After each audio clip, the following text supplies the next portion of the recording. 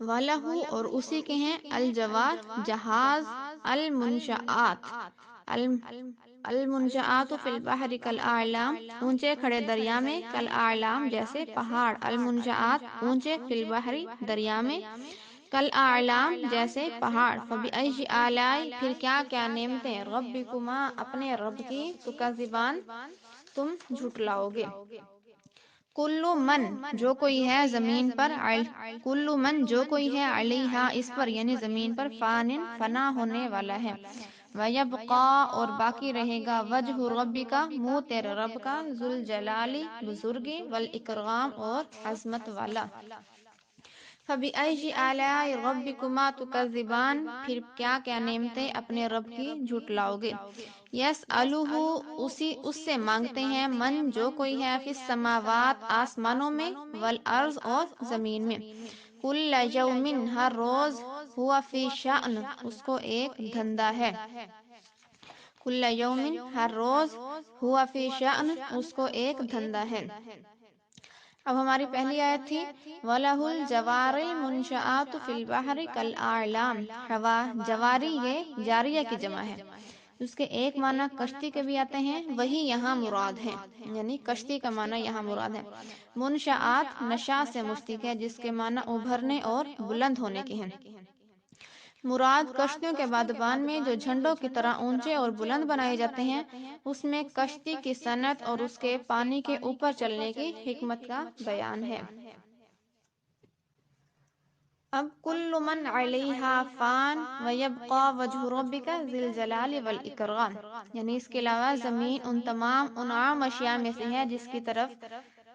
ضمیر راجع کرنے کے لیے پہلے مرجع کا ذکر لازم نہیں ہے،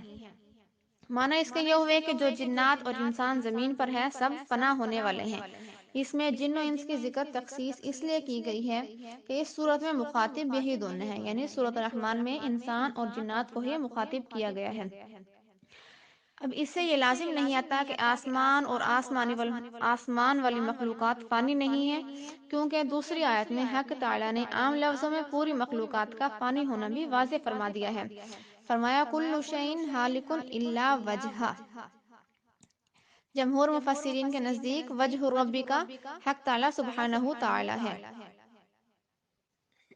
ذوالجلال والاکرام یعنی وہ رب صاحب عظمت اور جلال بھی ہے،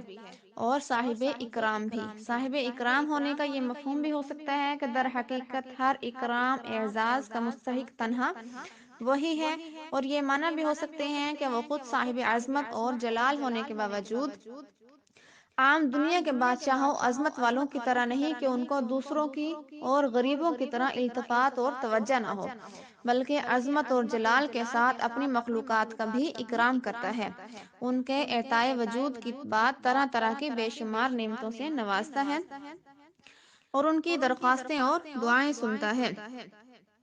اور یہ اللہ تعالیٰ کی جو صفت ہے ذوالجلال والاکرام، یعنی یہ لفظ حق تعالیٰ کی ان خاص صفات میں سے ہیں، ان کو ذکر کر کے انسان جو دعا مانگتا ہے وہ قبول ہوتی ہے، یہ حدیث ترمذی اور نسائی میں ہے،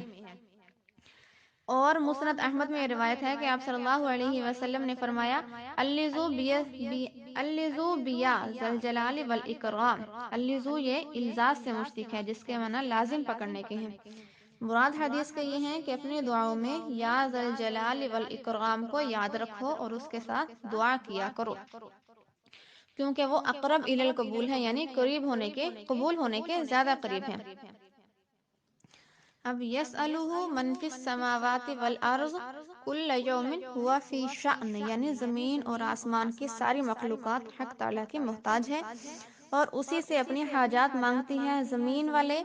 اپنی مناسب حاجات، رزق اور صحت اور عافیت، آرام راحت، پھر آخرت کی مغفرت، رحمت اور جنت مانگتے ہیں،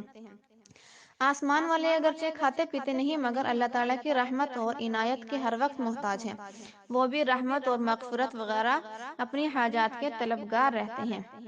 آگے کل یوم اس یسألو کا ظرف ہے، یعنی ان کے یہ سوالات اور درخواستیں حق تعالیٰ سے ہر روز رہتی ہیں۔ اب اس کا مطلب یہ ہے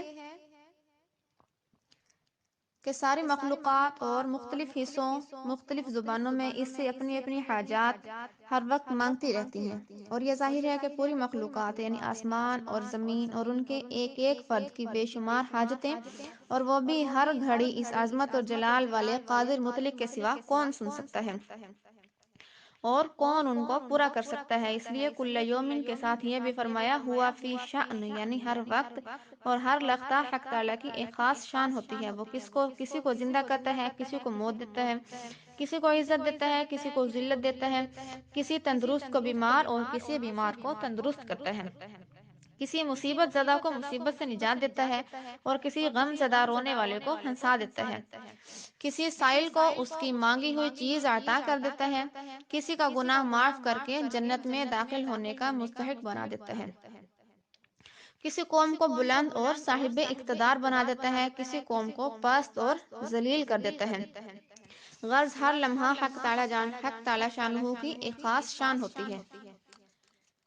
اللہ تعالیٰ ہمیں عمل کرنے کی توفیق عطا فرمائے، آمین۔